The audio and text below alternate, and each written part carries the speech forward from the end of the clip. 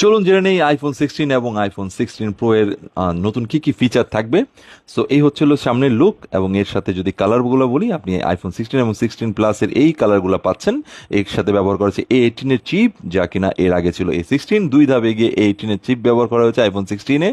IPhone 16 pro max এর এই কালারগুলো পাবেন, টাইটানিয়াম গ্রেড 5 ব্যবহার করা হচ্ছে। এর পাশাপাশি ক্যামেরা কন্ট্রোল বাটন পাচ্ছেন, যেটা দিয়ে আপনি অনেক নতুন নতুন কাজ করতে পারবেন, এটাই নতুন সংযোজন।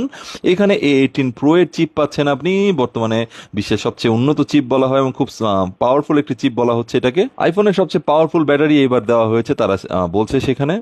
এছাড়া স্যামসাং এর মতো সার্চ টু সার্কেলের অপশন পাবেন আপনি, মানে ক্যাপচারে ক্লিক করে যে কোনো রেস্টুরেন্ট বা যে কোনো কিছুর আপনি ডিটেলস বের করতে পারছেন অ্যাপেল ইন্টেলিজেন্স ব্যবহার করে।